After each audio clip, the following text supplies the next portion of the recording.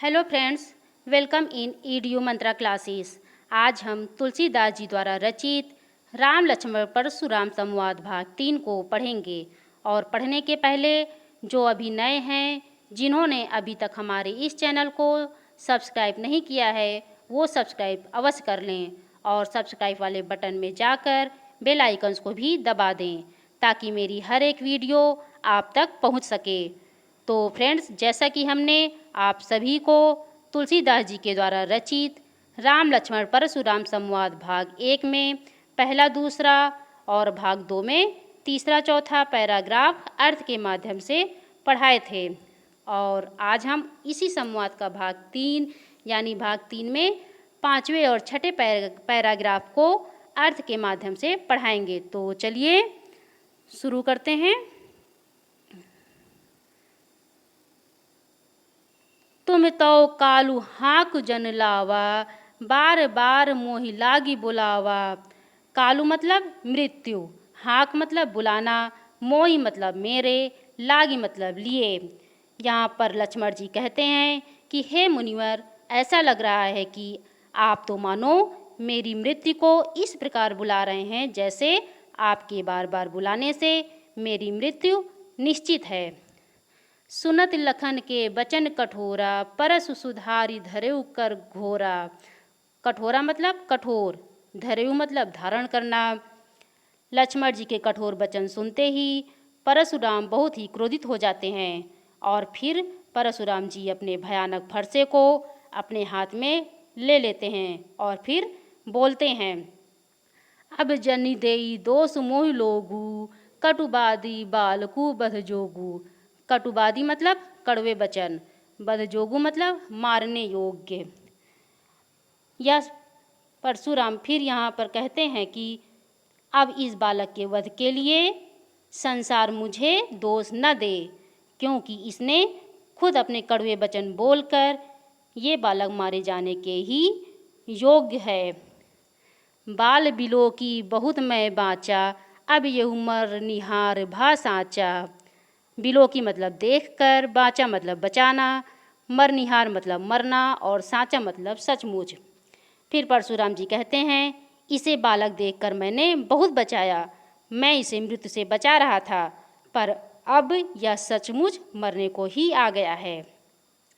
कौशिक कहा क्षमी अपराधु, बाल दोष गुण गण ही न साधु।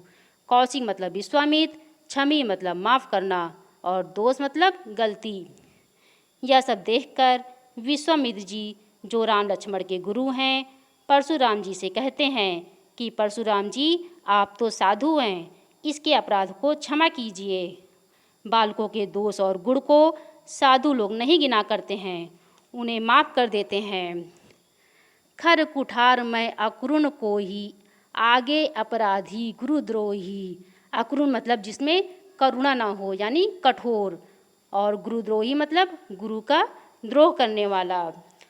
यह सुनकर परशुराम जी विश्वामित्र से कहते हैं कि आप जानते हैं कि मैं कितना कठोर एवं कितना निर्दयी हूँ, मुझ में क्रोध कितना भरा हुआ है, और यह गुरुद्रोही और अपराधी मेरे सामने उत्तर दे रहा है।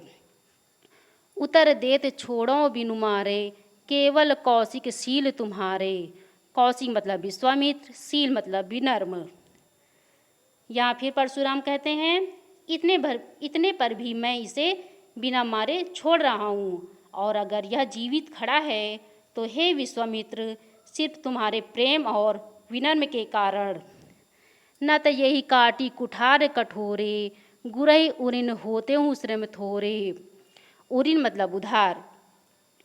तो यहाँ परशुराम फिर कहते हैं कि अगर आप मुझे न रोकते तो इसे इस भयानक फरसे से काटकर मार दिया होता और थोड़ी ही देर में अपने गुरु दक्षिणा के ऋण को चुका देता। आगे है, गादि सुनु कै हृदय हसी, मुनहि हरिहरे सूझ। अय मैं खाड़ न ऊख मैं, अजहू न बूझ अबूझ। गादि सुनु मतलब गादि के पुत्र यानी विश्वामित्र। अयमय मतलब लोहे का बना हुआ, और ऊखमय मतलब गन्ने से बना हुआ। तो विश्वामित्र जी ये सब सुनकर कहते हैं अपने मन में हंसकर और सोचते हैं कि परशुराम जी ने सभी क्षत्रियों को हराया है, तो वे राम लक्ष्मण को भी साधारण क्षत्रिय मानकर उन्हें आसानी से हरा देंगे। परंतु उन्हें इस बात का ज्ञान नहीं है कि उनके समझ कोई गन्ने के रस से बना खाड़ नहीं, बल्कि लोहे के फौलाद से बना तेज तलवार है। अर्थात राम एवं लक्ष्मण को वे साधारण क्षत्रिय समझने की भूल कर रहे हैं, जबकि दोनों ही सूरवीर एवं पराक्रमी हैं।